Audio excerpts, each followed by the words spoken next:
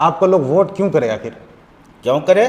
मैं लगातार पब्लिक के कसौटी पर खड़ा हूं, जनता के कसौटी और जनता के उम्मीद पर खड़ा हूं। नमस्कार, इस वक्त मैं केबीसी के खास कार्यक्रम मैं भी चुनाव मैदान में हूं, इसको लेकर प्राणपुर विधानसभा क्षेत्र के विभिन्न प्रत्याशियों से बात करने का प्रयास कर रहे हैं और आपको दिखाने का प्रयास कर रहे हैं कि सभी लोग इस बार विधानसभा चुनाव में अपनी किस राजनीति और रणनीति के साथ मैदान में उतर रहे हैं। इसी कड़ी को आगे बढ़ाते हुए हमारे साथ राजद नेता सैयद आलम उर्फ पिंकू है, उनसे बात करने का प्रयास करेंगे। सबसे पहले हमारे केबीसी के खास कार्यक्रम में आपका स्वागत है।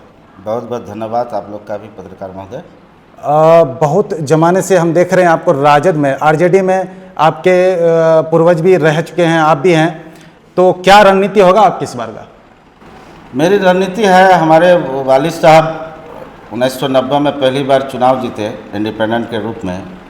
उसके बाद फिर जो है लालू जी को समर्थन दे करके जनता दल का सरकार बनाने में इनकी अहम भूमिका थी और सबको 11 एमएलए चुनाव जीत के गए थे और इनको अध्यक्ष भी बना रखा था लालू जी ने।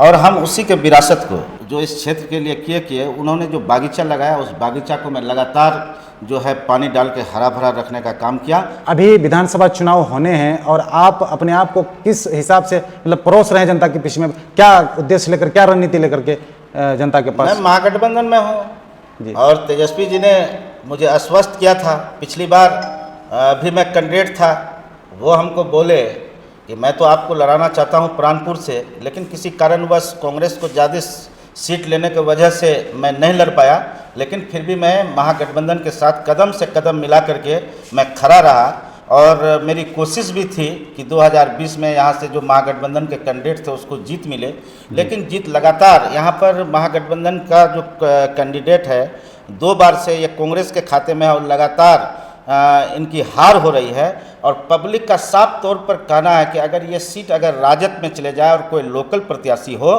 तो उसकी जीत सुनिश्चित है। मेरे पिताजी रहे तो हमको वो विरासत का मैं हकदार हूँ। अगला सवाल है कि आपको लोग वोट क्यों करें आखिर? क्यों करे? मैं लगातार पब्लिक के कसौटी पर खड़ा हूँ, जनता के कसौटी और जनता के उम्मीद पर खड़ा हूँ। वो इंडिपेंडेंट क्यों जीते? पब्लिक का काम करते थे, रात दिन सेवा करते थे। जिनके पैर पर चप्पल नहीं और जिनके शरीर पर कपड़ा नहीं होता था, वो उंगली पकड़ के अगर ज़रूरत पड़ती थी कि एसपी के यहाँ चलिए तो वो एसपी के यहाँ चले जाते थे। लेकिन हमारे वालिद साहब थे जो दवा शोषा पीड़ित वंचित, चप्पल नहीं कपड़ा नहीं, उसका काम को लेकर के एसपी डीएम के यहाँ रखते थे। मैं भी उसी खून से हूँ। लेकिन राजनीति का तो उसूल है कि सेवा तो सेवा भावना होना ही चाहिए, लेकिन आगामी चुनाव में कुछ रणनीति तो बनाया होगा आपने ना? रणनीति हमने रणनीति तो बनाई है भाई, बिना रणनीति का आखिर कौन चुनाव लड़ता है? अगर जनता आपसे आपके ऊपर विश्वास जताती है, आपको जिताती है, तो पहला क्या कुछ करेंगे जनता के लिए, प्राणपुर विधानसभा क्षेत्र के लोगों के लिए? देखिए, ये सुरजापुरी डोमिनेंट इलाका है, यहाँ पर अच्छी खासी तादाद सुरजापुरियों का है इस इलाके में, खास करके प्राणपुर कॉन्स्टिट्यूंसी में सबसे ज़्यादा।